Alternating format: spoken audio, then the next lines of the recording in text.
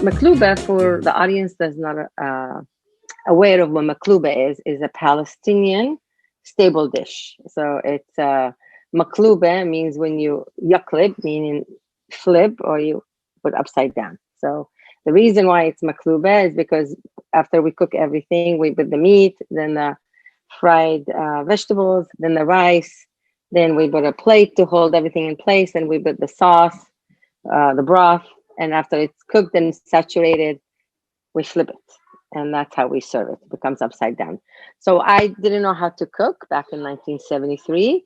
My sister-in-law had better knowledge than me in the cooking, so I would do the setting of the table. So on that day, my mother-in-law, rahimahullah, she cooked the maklobah, and she asked the two of us to serve the lunch to her and to her 5 boys. So we were sitting at the dining room table waiting for that yummy maklobah to, be in front of them, because the whole house, the whole neighborhood smells like the maklobah when you cook it.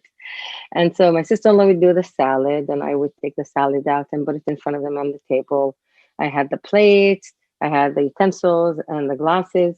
Then she had a fresh baked basket that my mother-in-law baked early in the morning, and that smelled yummy on its own without the maklobah, imagine.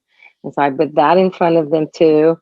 And then I had the yogurt. Usually you have a side salad from, like the chopped salad with vegetables, and then you have the yogurt next to the maklobah. And so I brought that out. And every time I brought something out from the kitchen, they would look at me like, is the maklobah next? Because I would come like with a few dishes, then I was stalling time.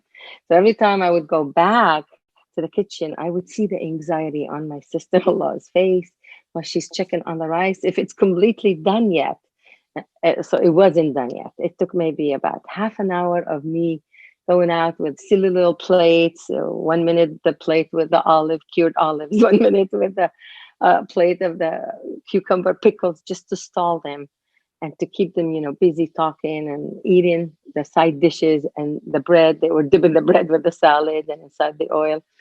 So I went back the last time after, like, I think my mother-in-law looked at me like, any day now, we're going to eat. So I went back inside, and my sister-in-law had a relief look on her face, and she's like, come spot me, come behind me. Because, when you cook in the Middle East, especially like in Palestine, our dish, we eat family style. So the round tray is this huge, and the pot, the maklobah, is really big too. So they're heavy now. So she's like, just stand behind me so you could spot me. Okay. I didn't even know what I would do. So I stood behind her, and then, she did put the big round tray on top of the pot, and then she held him with the two, towels. And she's like, okay, you ready? I'm like, I'm ready. And she's like, okay, Bismillah. Here we go. You're invoking the name of God so he can protect us in the maklobah. And so she put the tray on, and then she went to do this, to flip. And she did this. The maklobah flipped on the floor. My God, I'm like, I looked at her because I'm looking at her for guidance. She's 4 years older than I am, and she knows the family. I didn't. And I didn't know them before I got married to them. And I'm like, oh my God, what the heck happened here? So she motioned me to go and stand in the foyer where it connects to where they're sitting in the dining room. And I was like the guard, watching, so they weren't coming to see what happened, because we didn't even let out a gasp. Her and I were so quiet, just shocked and quiet. When I turned back to see what is she thinking of, she had already scooped it, kind of organized it. It's not a dome anymore. It's like flattened. We carried it, her and I, so proudly, out to the table. We put it in front of them. They were so hungry and they were so grateful. And they started eating. Her and I looked at each other, and not a word till, I think 3 months ago, I started talking about it. And I did take her permission if I could talk about it. And they ate, they didn't know anything happened.